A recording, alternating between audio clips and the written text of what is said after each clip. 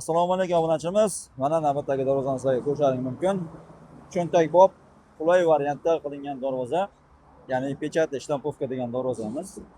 Ko'rib turganingizdek, juda chiroyli holatda turibdi. Changini solib qolmaganda. Bir qator ko'rib chiqdim darvozani holatini. O'taligi strashniy deydimi, ruchaqlatganda zanglab ketgan yoki tomon bo'lgan holatda emas.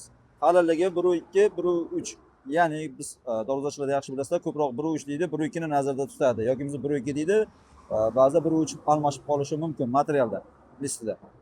O'sha 1.2, 1.3 deganda iloji boricha siz maslahat beraman, shu bitta materialda deb tushunaverasiz. To'g'ri, ma'lum bir darajada farq bo'lishi mumkin. Lekin summasida hech qanday ta'sir ko'rsatmaydi.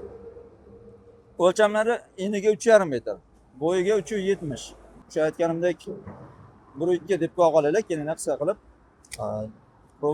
Yon tomoni esa 6 ga 8 profildan foydalanilgan 1,5 stena. Pastiga esa shivellerdan foydalanilgan 8 lik.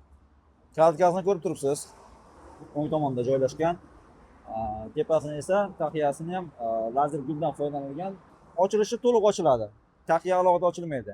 Ya'ni bu ko'proq yuk mashinasi bor yoki bo'lmasa ko'p qurilish qilayotgan xonadonlarga juda mos tushadi. Chunki to'liq ochiladi. Misol uchun aytaylik, fura kiradigan bo'lsa ham yoki bo'lmasa Isuzu'ning kattasimi kiradigan bo'lsa ham bemalol kirish imkoniyati bor bunda.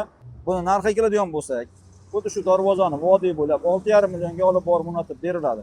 Toshkent yoki boshqa viloyatdan bo'ladigan bo'lsa, unda albatta kelishilib o'tiladi. Holati yaxshi, yomon emas. Agar kelishib qolinadigan bo'lsa, bir qator bunaqa yana odatda qaraladi. Hozir ham aytgandek, bu yo'lni bo'yida holatini bir qator ko'rib, chiroyli qilib yana bir ko'zdan kechirib, remontini qilib, olib borib, yangidek qilib o'rnatib beriladi.